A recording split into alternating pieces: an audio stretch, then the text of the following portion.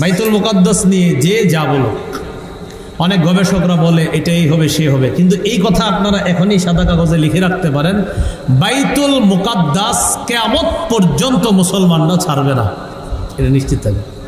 হঠাৎ কিছুদিন চুপ থাকবে, মনে করবেন যে মনে হয় চুপ হয়ে গেছে সব ঠিকঠাক, না, এটা মুসলমানরা ছাড়বে না, এটা নিশ্চিত থাকেন, এটা মুসলমানরা ছাড়বে না। قال رسول الله صلى الله عليه وسلم لا تزال طائفة من أمتي ظاهرين على الحق قاهرين لعدوهم ولعدوهم قاهرين। নবীজি বলেন আমার উম্মতের একটা দল সদা সর্বদা হকের উপর অটল থাকবে, লিআদুবিহিম কাহিরিন, শত্রুদের বিরুদ্ধে তারা সব সময় কঠোর থাকবে, শত্রুদের বিরুদ্ধে কঠোর অবস্থানে থাকবে, হাত্তা ইয়াতিয়া আমরুল্লাহ, নবী বলেন কিয়ামত আসা পর্যন্ত, কিয়ামত আসা পর্যন্ত একটা দল অটল থাকবে।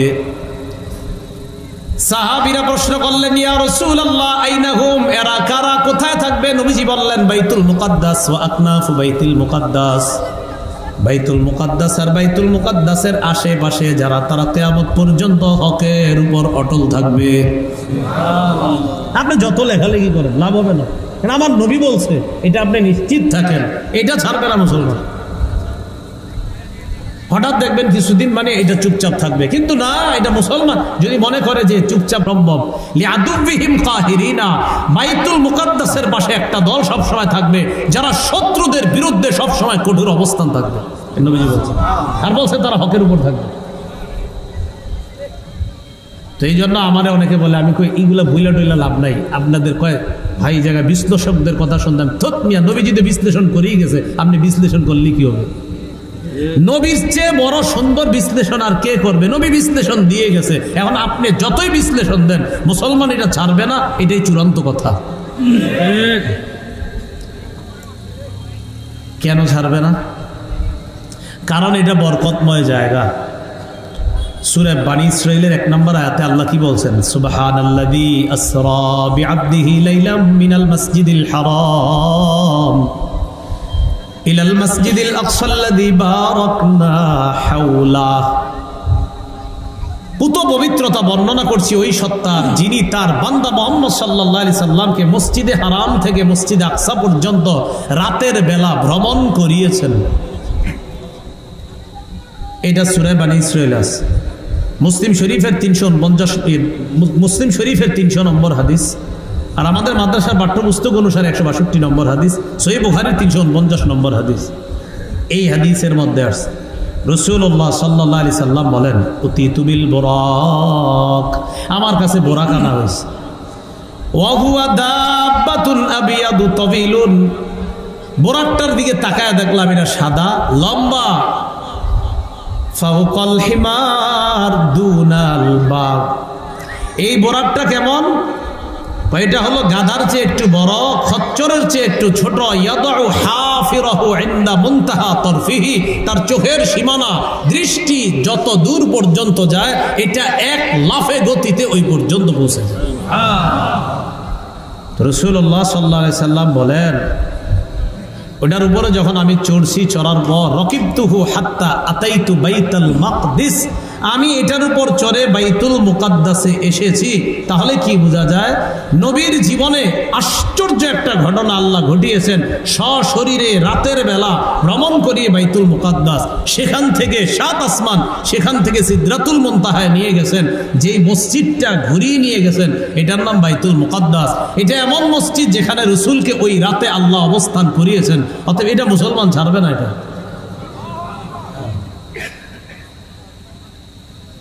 আল্লাহ পাক রব্বুল আলামিন সূরা সাবার মধ্যে বলেন, ওয়াজআলনা বাইনাহুম ওয়া বাইনাল কুরাল্লাতী বারাকনা ফিহা কুরান যাহিরা, আমি তাদের মাঝে আর ওই এলাকার মাঝে যে এলাকাকে আমি বরকতপূর্ণ করেছি, কুরান যাহিরা, স্পষ্ট আরো অনেকগুলা এলাকা তৈরি করে দিয়েছি। এই বরকতপূর্ণ এলাকা দ্বারা উদ্দেশ্য বাইতুল মুকাদ্দাস আর তার আশেপাশের এলাকা। সূরা আম্বিয়ার মধ্যে আল্লাহ কি বলেন? وَنَجَّيْنَاهُ وَلُوطًا إِلَى الْأَرْضِ الَّتِي بَارَكْنَا فِيهَا لِلْعَالَمِينَ ইব্রাহিম এবং লূতকে আমি আল্লাহ মুক্তি দিয়ে নিয়ে গেলাম ইলাল আরদিল্লাতি বারাকনা ফিহা, ওই এলাকার মধ্যে নিয়ে গেলাম যে এলাকা, যে জমিনকে আমি আল্লাহ বরকতময় বানিয়েছি, লিল আলামিন, বিশ্ব জগতের জন্য বরকতপূর্ণ বানিয়েছি। তাহলে বাইতুল মুকাদ্দাস বরকতময় শুধু ফিলিস্তিনিদের জন্য না, সারা দুনিয়ার জন্য। যারা দুনিয়ার মুসলমানরা এটা ছাড়বে না, মুসলমানরা দোয়া করতে হবে দূর থেকে, আমরা যারা দূরে আছি এটার জন্য দোয়া করতে হবে, কারণ এটা আমাদের সবার জন্য বরকতের জায়গা। ঈসা আলাইহিস সালাম আল্লাহর কাছে, সুলাইমান আলাইহিস সালাম আল্লাহর কাছে তিনটা জিনিস চেয়েছেন। বলেন কয়টা? তিনটা জিনিস আল্লাহর কাছে চাইছে সুলাইমান আলাইহিস সালাম। তিরমিজি শরীফের বর্ণনা 3954 নম্বর হাদিস। সুলাইমান আলাইহিস সালাম আল্লাহর কাছে এক নম্বর চাইছে হুকমান ইউসাদিফু হুকমা, আল্লাহ আপনি আমাকে এমন বিচার করার অভিজ্ঞতা, ক্ষমতা দান করেন যে বিচারে কোনো ভুল হবে না, বরং আপনি বিচার করলে যেমন একদম খাঁটি বিচার হয় এরকম বিচার করার যোগ্যতা আমার দেন। সুলাইমান এক নম্বর চেয়েছে। দুই নম্বর চেয়েছে ওয়া মুলকান লা ইয়ামবাগি লিআহাদিম মিন বা'দি, আল্লাহর কাছে বলেছেন আল্লাহ আপনি আমাকে এমন রাজত্ব দান করেন যে রাজত্ব আমার পর আর কাউকে আপনি দিবেন না। সুলাইমান নবীরে আল্লাহ বিচার করার যোগ্যতাও এমন দিয়েছেন, এমন রাজত্ব দিয়েছেন, সুলাইমান নবী মানুষের রাজা হওয়ার পাশাপাশি পশু পাখির রাজা পর্যন্ত আল্লাহ তাকে বানায়া দিছে, রাজত্ব দিছে। পিঁপড়ার ভাষা বুঝতে, ওয়াউল্লিমনা মানতিকাত তাইর, পাখির ভাষা বুঝতে, সব বুঝতে। তিন নাম্বার সুলাইমান নবী দোয়া করলেন আল্লাহ আমি আপনার কাছে চাই কেউ যদি এই বাইতুল মুকাদ্দাসে আসে, লা ইউরিদু ইল্লা সালাতাল মাকতুবাতা ফিহা, কেউ যদি নামাজ পড়ার জন্য বাইতুল মুকাদ্দাসে সফর করে আসে, আল্লাহ ওই ব্যক্তি যদি নামাজ আদায় করে সে যেন মায়ের পেট থেকে জন্ম নেওয়া নবজাতক শিশুর মতো নিষ্পাপ হয়ে ফিরে যায়। মানে নামাজ পড়লে শিশুর মতো নিষ্পাপ হয়ে যাবেন, তো এটা মুসলমান ছাড়বে কেমনে বলেন? রাসূলুল্লাহ সাল্লাল্লাহু আলাইহি সাল্লাম বলেছেন সহিহ বুখারীর 1189 নম্বর হাদিস, قال رسول الله صلى الله عليه وسلم لا تشد الرحال إلا إلى ثلاثة مساجد, ইবাদতের জন্য তিনটা মসজিদে সফর করা যাবে, শুধু ইবাদতের নিয়তে তিন মসজিদে সফর করা যাবে। সফর শুধু সফরের উদ্দেশ্যে হাওদা বাঁধা যাবে, ভ্রমণ করা যাবে তিনটা মসজিদে, শুধু সফর, অন্য নিয়ত না যে আমি সফর করেই যাব ওই মসজিদে নামাজ পড়তে। এমন মসজিদ কয়টা? তিনটা। এক নম্বর আল মসজিদুল হারাম, এক নম্বর মসজিদে হারাম। দুই নম্বর আল মসজিদি হাযা ওয়া ফি রিওয়ায়া ওয়া মসজিদের রাসূল সাল্লাল্লাহু আলাইহি ওয়াসাল্লাম। দুই নম্বর মদিনার মসজিদে নববী, আল্লাহর নবীর মসজিদ। তিন নম্বর ওয়া মসজিদুল আকসা, ফিলিস্তিনের বাইতুল মুকাদ্দাস। এই তিনটা মসজিদে ভ্রমণ করার জন্য সফর করা যাবে। শুধু ভ্রমণ যে আমি ওখানে শুধু এই তিন মসজিদে যাব নামাজ পড়তে, ইবাদত করতে, নবী বলেন ইবাদত, শুধু ইবাদতের জন্য এই তিন মসজিদে সফর করা যায়। এখান থেকে স্পষ্ট বুঝে আছে যে রাসূল সাল্লাল্লাহু আলাইহি সাল্লাম বাইতুল মুকাদ্দাসের গুরুত্বটাও আলাদা দিয়েছেন। কিভাবে? ওই মসজিদে হারাম, মসজিদে নববী, এটার সাথে ওটারও রাসূল গণ্য করছেন। এই জন্য মনে রাখবেন আলোচনার মধ্যে তিনটা মসজিদ আপনি আলোচনায় রাখতে হবে। মসজিদে হারাম যেটা মক্কায়, মসজিদে নববী যেটা মদিনায়, আর মসজিদ বাইতুল মুকাদ্দাস যেটা হলো আপনার ফিলিস্তিনে।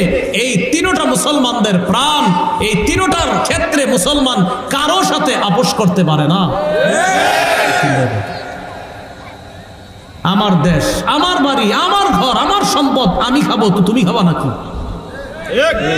দখলদারি করে আসতে কয় গাজা ছেড়ে দাও এত ঘন্টার মধ্যে, মানে আমার ঘর ছেড়ে দেবো, তোমার কথায় কি এটা? কিন্তু আপনারা লেখালেখি করেন না যে হুজুর মনে হয় নত হয়ে যাবেন। না, রাসূল বলছে অসম্ভব, কিয়ামত পর্যন্ত একটা দল নত হবে না। তুমি বলে দিছি। তো এই জন্য এই ব্যাপারে যদি কেউ হতাশার কথা কয় আমার সাথে, আমি ধর্মী আপনি কি বিশ্লেষণ করেন? নবী তো বিশ্লেষণ দিয়ে গেছে, বিশ্লেষণ দেয়। তো বলছিলাম বাইতুল মুকাদ্দাস বিজয় হবে কিয়ামতের আগে। এটা বিজয় হওয়াটা এটা কিয়ামতের একটা আলামত হবে। হ্যাঁ, বাইতুল মুকাদ্দাস বিজয় হয়ে গেছে। রসুলের ইন্তেকাল কিয়ামতের আলামত, রসুলের আগমন কিয়ামতের আলামত। বাইতুল মুকাদ্দাস বিজয় হওয়া এটাও মুসলমানদের চূড়ান্ত বিজয় আল্লাহ দান করবেন। আমরা সে অপেক্ষা আছি যে আল্লাহ যেন অতি দ্রুত বাইতুল মুকাদ্দাস মুসলমানদের অধীনেই করে দেয়। এবার কিয়ামতটা যখন হবে, কিয়ামতের ময়দানটা, এই ময়দানের বিভীষিকাময় বর্ণনা রাসূল সাল্লাল্লাহু আলাইহি সাল্লাম দিয়েছেন কিভাবে? সহিহ বুখারীর বর্ণনা, কিতাবুত তাফসীর, বাবু যুররিয়াত মান হামালনা মা নূহ ইন্নাহু কানা আবদান শাকুরা। তাফসীর অধ্যায় শিরোনামটা এমন, তোমরা তাদের সন্তান যাদেরকে আমি নূহ নবীর সাথে কিস্তিতে ভ্রমণ করিয়েছি। নূহ নবী ছিলেন আল্লাহর শুকরগুজার বান্দা। বুখারীর হাদিস নাম্বার 4712 নম্বর হাদিস। এই হাদিসের বর্ণনাকারী আবু হুরায়রা রাদিয়াল্লাহু তাআলা। রানের গোস্ত খাইছেন নি আপনারা? মুরগির রান, খাসির রানের গোস্ত খাইছেন না? আরে খান নাই অনেকে? হাদিসটা মন দিয়ে শোনেন কি বলে। উতিয়া রাসূলুল্লাহ সাল্লাল্লাহু আলাইহি ওয়াসাল্লাম বিলাহমিন ফারুফিয়া ইলাইহি যিরা। আল্লাহ নবীর কাছে গোস্ত আনা হলো। গোস্তের মধ্যে রানের সামনের অংশটা আল্লাহ নবীকে দেওয়া হয়। ওয়াকানাত তুজিবুহু, রানের সামনের অংশের গোস্ত আল্লাহ নবী পছন্দ করতেন। এখন থেকে যখন ফাস্টফুডের দোকানে গিয়ে চিকেন খাইবেন, রান্না খাওয়ার সময় নিয়তে খাইবেন যে নবীরা পছন্দ করতেন তাই আমিও খাই, ঠিক আছে? ফানাহাশা মিনহা নাহশাতান, আল্লাহ নবী রানের মধ্যে একটা কামড় দিলেন, গোস্তের রানে। কামড় দেওয়ার পর নবী বললেন, আনা সাইয়্যিদুন নাস ইয়াউমাল কিয়ামাহ, কিয়ামতের ময়দানে আমি মুহাম্মদ হব সমস্ত মানুষের নেতা, আমি সবার নেতা। ওয়া হাল তাদরুনা মিম্মা যালিকা, জানেন এটা কিভাবে? ইউজমাউন নাসুল আউয়ালিনা ওয়াল আখিরিনা ফি সাইদিন ওয়াহিদ, মানুষ পূর্বাপর যারা আছে আদম থেকে কিয়ামত পর্যন্ত সবাইকে একটা মাঠের মধ্যে জমা করা হবে। ইউসমিউহুমুদ দাঈ ওয়া ইয়ানফুযুহুমুল বাসর, একজন আহ্বানকারী সবাইকে ডাকবে। একজনের আহ্বানে সব মানুষগুলা, কোটি কোটি মানুষগুলা একসাথে শুনতে পাবে। একজনের ডাক, একসাথে তাকাবে। তাকানোর পর দেখবে শামস, সূর্যটা কাছাকাছি এসে গেছে। অন্য বর্ণনায় নবী বলেন মানুষ এত ঘামিয়ে যাবে, ঘর্মাক্ত হয়ে যাবে, কারো ঘাম হাঁটু পরিমাণ, কারো কোমর পরিমাণ, কারো বুক পরিমাণ, কারো আবার হাত্তা ইয়াবলুগা আনসাফা উযুনাই, কানের লতি পরিমাণ ঘাম হয়ে যাবে। ৭০ যিরাআ, কারো কারো একজনের ঘাম ৭০ গজ পর্যন্ত চারদিকে ছড়ায়া যাবে। কয় গজ? ৭০ গজ ছড়ায়া যাবে। নবীজি বলেন ইউলজিমুহুমুল আরাকু ইলজামা, ঘাম তারে ডুবায়া দিবে, কোনো মতে নাকটা নিচে যাবে আর উঠবে, হাবুডুবু খেতে থাকবে। ফায়াবলুগুন নাস মিনাল গাম্মি ওয়াল কারাবি মা লা ইউতিকুনা ওয়া লা ইহতামিলুন, মানুষ অসহনীয় যন্ত্রণার মধ্যে পড়বে, সহ্য করতে পারবে না, এত কঠিন পরিস্থিতি। ফায়াকুলুনা আলা তারাউনা মা নাহনু ফীহি আলা তানজুরুনা মান ইয়াশফাউ লানা ইলা রাব্বিনা, মানুষ বলা বলি করবে, আচ্ছা তোমরা কি দেখো না আমরা কি বিপদের মধ্যে আছি? তোমরা কি দেখো না আমরা কতটা পেরেশানির মধ্যে আছি? এমন কাউকে কি তালাশ করে বের করবে না যে আমাদের পক্ষ হয়ে আমাদের জন্য আল্লাহর কাছে সুপারিশ করবে? হাত্তা ইউরিহানা মিন মাকানিনা হাযা, যেন এই ভয়ঙ্কর পরিস্থিতি থেকে আমাদেরকে পরিত্রাণের ব্যবস্থা করে, এমন কাউকে কি তালাশ করবা না? মানুষ নিজেরা বলা বলি করবে। ফায়াকুলু বাদুন নাসি লিবাদ, একজন আরেকজনকে বলবে আলাইকুম বিআদম, তোমরা আদম নবীর কাছে যাও। ফায়াতুনা আদামা, সবাই আদম নবীর কাছে যাবে। আসার পর বলবে আনতা আবুল বাশার খালাকাকাল্লাহু বিয়াদিহি, আদম নবীকে বলবে আপনি হলেন মানুষের পিতা, বাশারের পিতা। জোরে বলেন কার পিতা? আরো জোরে বলেন কার পিতা? আল্লাহ বলেন কুল ইন্নামা আনা বাশারুন নবী আপনি বলেন আমি বাশার, বলেন সবাই, নবী আপনি বলেন আমি বাশার। এটা কে শিখিয়েছে? আল্লাহ নবীরে বলছে, নবী আপনি বলেন আমি। কিয়ামতের ময়দানে মানুষ গিয়ে কয় আনতা আবুল বাশার, আপনি বাশারের পিতা। আল্লাহ নবীরে কয় নবী আপনি বলেন বাশার। কিয়ামতের ময়দানে মানুষ কয় আদম নবীরে আব্বা আপনি বাশারের পিতা। এর মানে মুহাম্মদ সাল্লাল্লাহু আলাইহি ওয়াসাল্লাম বাশার। এই বাশারের পিতা কে? আদম। বলেন কে? আদম আলাইহিস সালাম। সব মানুষগুলো গিয়ে বলবে আনতা আবুল বাশার খলাকাকাল্লাহু বিয়াদি, আপনি মানুষের পিতা, আল্লাহ আপনাকে কুদরতি হাতে বানিয়েছে। ওয়া নাফাখা ফিকা মির রূহিহি, আল্লাহ আপনার মধ্যে তার রূহ ফুঁকে দিয়েছে। রূহ কি জিনিস? শুধু একটু বলেন, আপনারা বলেন রূহ কি জিনিস? একটু বলেন সবাই। আল্লাহর জবাব দিয়ে দিছে কোরআনের মধ্যে, ওয়াসআলুনাকা আনির রূহ কুলির রূহু মিন আমরি রাব্বি। নবী তারা আপনাকে জিজ্ঞাসা করবে রূহ কি জিনিস, আপনি বলবেন রূহ আমার রবের হুকুম। এবার প্রত্যেকে এইভাবে জবাব দিবেন, রূহ আমার রবের হুকুম। তো আমি জিজ্ঞাসা করি, বলেন তো রূহ কি? আমার রবের হুকুম। দেখাইতে পারবেন নি? কেউ পারবেন না। তাহলে কোনো নাস্তিক যদি বলে আমি আল্লাহ বিশ্বাস করি না, তাকে বলবেন ভাইয়া আপনি কি বেঁচে আছেন না মরে গেছেন? হ্যাঁ বলবে, মিয়া তুমি দেখো না আমি বেঁচে আছি কিনা। ও আচ্ছা আপনি বেঁচে আছেন তাই নাকি? হ্যাঁ। কেমনি বেঁচে আছেন? বলবে আমার প্রাণ আছে।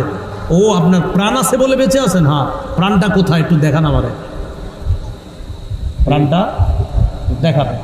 তো বলবে প্রাণ কি দেখানো যায়? ও বিশ্বাস করেন তাহলে, দেখানো যায় না বিশ্বাস করেন। তার মানে প্রাণ দেখাইতে পারলেন না, এটা দেখানো যায় না তাও বিশ্বাস করেন। আমরাও আল্লাহকে দেখাইতে পারতেছি না দুনিয়াতে, আমরাও আল্লাহরে বিশ্বাস করি। হে আল্লাহরে দেখানোর লাগে বিশ্বাস করে না, তো প্রাণটা দেখাইতে কোনে রে? তাহলে আপনারা জবাব দেন রূহ কি? আবার রূহ কি? না আল্লাহ যেমনি বলছে এমনি বলেন। বলবেন আমার রবের হুকুম। বলেন তো রূহ কি? তাহলে কেউ যদি জিজ্ঞাসা করে রূহ দেখাও, আপনি বলবেন ভাই এটা আমার রবের হুকুম। রবের হুকুম যতদিন এইখানে আমরা যারা আছি বেঁচে থাকবো, রবের হুকুম নাই আমরা মরে যাবো, শেষ। আদম নবীকে বলবে আব্বা আপনাকে আল্লাহ রূহ দিছে।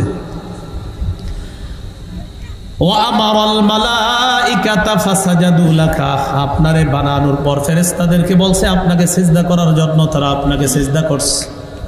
আলা তারা ইলা মা নাহনু ফিহি ইশফা লানা ইলা রাব্বিকা। আব্বা আমরা কি বিপদের মধ্যে আছি আপনি কি দেখেন না? আমাদের জন্য একটু রবের কাছে সুপারিশ করেন। আল্লাহ পাক রব্বুল আলামিনের নবী আদম নবী জবাব দিবেন, ইন্না রব্বি কদ গদিবাল ইয়াউমা গদবা লাম ইয়াগদাব ক্বাবলাহু মিসলাহু ওয়া লা ইয়াগদাব বা'দাহু মিসলাহ। আহারে যদি পারেন এই বাংলাটা প্রতিদিন কয়েকবার মনে করবেন। আদম নবী যে বাক্যটা বলছে এটার বাংলা হলো এই।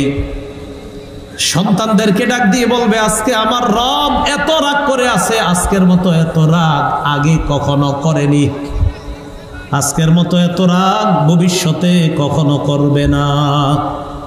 আদম নবী বলবে আজকে আমার রব এত রাগ করে আছে, আজকের মতো এত রাগ আগে কখনো করেনি, আজকের মতো এত রাগ ভবিষ্যতে করবে না। রব এতটা রাগ করে আছে আজকে, আমি তোমাদের জন্য সুপারিশ করতে পারবো না। ইন্নাহু কদ নাহানি আনিশ শাজারা ফাসাইতুহু, আল্লাহ আমারে ওই গাছের কাছে যাইতে নিষেধ করছেন, আমি আল্লাহর এই নিষেধাজ্ঞা পালনে আমার দ্বারা একটু অন্যরকম হয়ে গিয়েছে। আল্লাহ যদি আজকে আমাকে বলে আদম আপনারে আমি নিষেধ করেছিলাম গাছের কাছে যাইতে, আপনি কেন গেলেন? আমি এই টেনশনে আছি, নাফসি নাফসি নাফসি, তিনবার বলবে আমি আমার পরিত্রাণ চাই, আমি আমার পরিত্রাণ চাই, আমি আমার পরিত্রাণ চাই। তিনবার বলবে আমি নিজেই সুপারিশ প্রত্যাশী। ইযহাবু ইলা গায়রি, তোমরা অন্য কারো কাছে যাও। ইযহাবু ইলা নূহ আলাইহিস সালাতু ওয়াস সালাম, তোমরা নূহ নবীর কাছে যাও। ফায়াতুনা নূহা, সবাই নূহ নবীর কাছে আসবে। আসার পর বলবে ইন্নাকা আনতা আউয়ালুর রুসুল ইলা আহলিল আরদ, ও নূহ পয়গম্বর আপনি দুনিয়াবাসীর কাছে শরীয়তের প্রথম রসুল। এর মানে আল্লাহ পাক রব্বুল আলামিন শরীয়ত দিয়া সর্বপ্রথম রসুল হিসাবে দুনিয়াতে আপনাকে পাঠিয়েছে। দুনিয়াতে শিরিক শুরু হয়েছে, শরীয়ত দেখা দিস। শিরিক শুরু হয়েছে, শরীয়তের প্রয়োজনীয়তা দেখা দিস। আর শরীয়তের প্রয়োজনীয়তা যখন দেখা দিল, ওই শরীয়ত দিয়ে সর্বপ্রথম পৃথিবীবাসীর কাছে যে রসুলকে পাঠাইছেন তার নাম নূহ আলাইহিস সালাতু ওয়াস সালাম। তো জাতি গিয়ে বলবে ওয়াকাদ সাম্মাকাল্লাহু আবদান শাকুরা, আল্লাহ আপনার নাম রাখছে শুকরগুজার বান্দা। আলা তারা ইলা মা নাহনু ফীহি ইশফা লানা ইলা রাব্বিকা, কি বিপদের মধ্যে আছি দেখেন না, আপনি আপনার রবের কাছে আমাদের জন্য সুপারিশ করেন।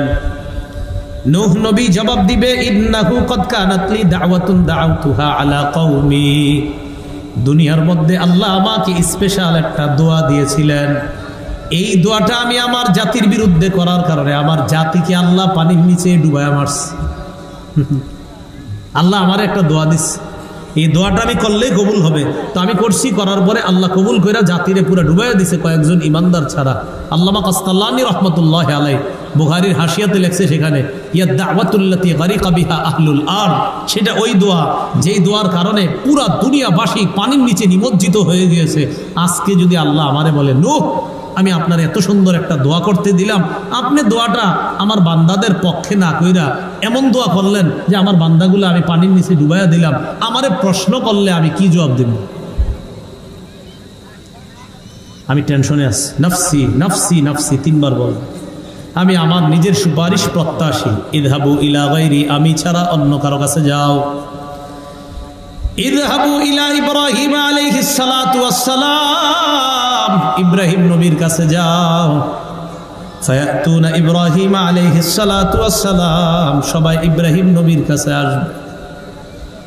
আসার পর বলবে, ইয়া ইব্রাহিম আনতা নবিয়্যুল্লাহি ওয়া খলিলুহু মিন আহলিল আরদ, আপনি হলেন আল্লাহর নবী এবং দুনিয়াবাসীর মধ্যে আল্লাহর খলিল।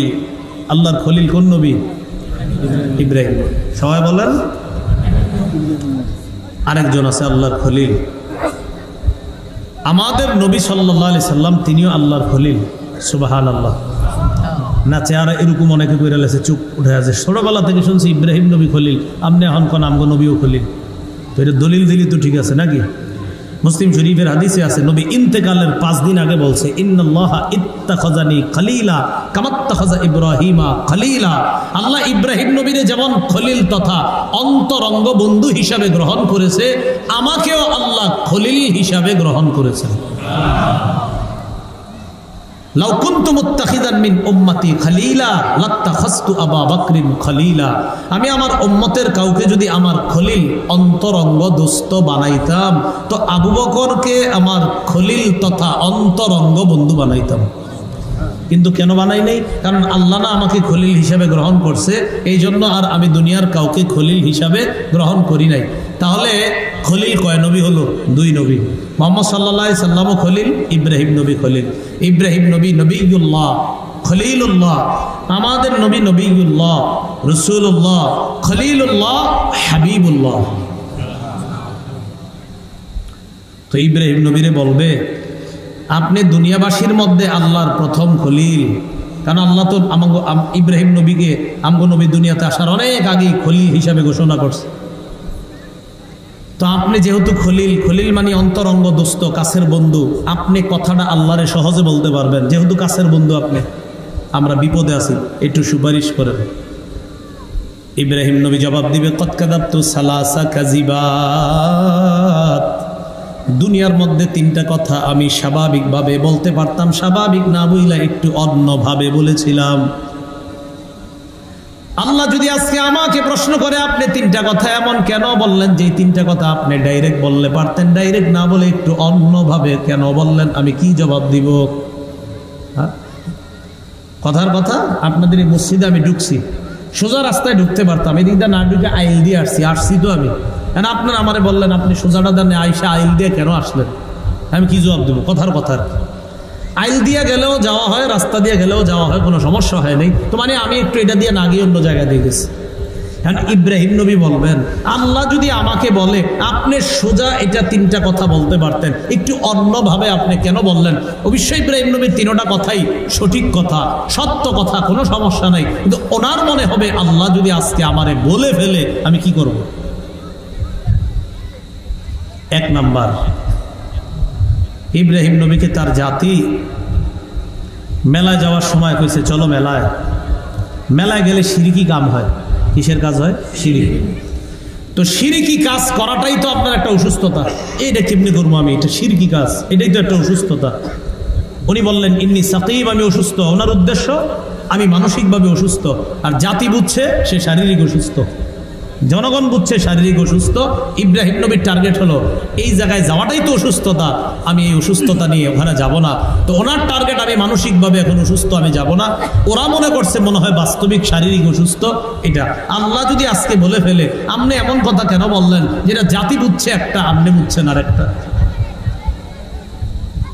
2 নাম্বার, আমার জাতি মেলায় গেছে, যাওয়ার পর তারা মেলা থেকে আসার আগে আমি কি করলাম, তাদের এবাদতখানায় ঢুকছে। ঢুকার পর তাদের যতগুলা খোদা আছে বানানো সবগুলারে টুকরা টুকরা করে ফেলছে। আল্লাহ কোরআনে বলছে ফাজআলাহুম জুযাদান ইল্লা কাবীরান লাহুম লাআল্লাহুম ইলাইহি ইয়ারজিউন। ইব্রাহিম নবী সবগুলা খোদা টুকরা টুকরা করে ফেললেন, বড়টা ছাড়া, ইল্লা কাবীরান লাহুম, বড়টা ছাড়া, লাআল্লাহুম ইলাইহি ইয়ারজিউন, সবাই যেন মেলা থেকে এসে বড়টার কাছে প্রত্যাবর্তন করে ফিরে যায়। চুকিয়ে বলবে কিও বড় সাহেব, ছোটগুলার এই অবস্থা কেন? সবাই আসছে, আসার পর ওই ঘরে ঢুকছে। ঢুকার পর দেখে সবগুলা টুকরা টুকরা একটা ছাড়া। قالوا سمعنا فتى يذكرهم يقال له ইব্রাহিম। জনগণ বলা বলি করতে লাগলো, ইব্রাহিম নামে একটা ছেলে আছে, এই ছেলেটাকে আমাদের খোদাদের সমালোচনা করতে শুনেছিলাম, আমাদের সন্দেহ হয়, মনে হয় ছেলেটাই কাজ করছে। জনগণ বলল ফাতু বিহি আলা আয়ুনিন নাস লাআল্লাহুম ইয়াশহাদুন। ইব্রাহিমকে সবার সামনে আনো, যেন সবাই সাক্ষী থাকে, সবার সামনে আজকে তাকে জেরা করা হবে। ইব্রাহিম নবীকে ডাকছে, ডাকার পর বললেন আনতা ফালতা হাদা বিআলিহাতিনা ইয়া ইব্রাহিম। ইব্রাহিম, এগুলা তুমি করছো, এই যে টুকরা টুকরা করছো? ইব্রাহিম নবী জবাব দিলেন বাল ফালাহু কাবীরুহুম হাযা। ইব্রাহিম নবী এটা বলে নাই আমি করি নাই, এটা বলে নাই আমি করি নাই, বলা তো এটা সত্য হবে না। উনি বলে নাই আমি করি নাই, উনি বললেন বাল ফালাহু কাবীরুহুম হাযা, বরং তাদের এই বড়টা করছে, বরং তাদের এই বড়টা করছে, বরং তাদের এই বড়টা করছে। হেরা মনে করছে বড় খোদায় করছে। ইব্রাহিম নবীর উদ্দেশ্য হলো অগর চাইতে বড় হলাম আমি করছি। এটা বালাগাত শাস্ত্র, অলঙ্কার শাস্ত্র, এটা আপনার কথা শাস্ত্রের মধ্যে এটা জায়েজ আছে। সবাই বলবে, সমস্ত ওলামারা বলবে এটা জায়েজ আছে। ইব্রাহিম নবী বুঝাইলেন তাদের এই বড়টা, তো এই বড়টা মানে আমি আমি আমি করছি, হেরা বুঝছে ওইটা। তো আল্লাহ যদি বলে আপনি এমন কথা কেন বললেন যেটার উদ্দেশ্য আপনি, হেরা বুঝছে ওইটা।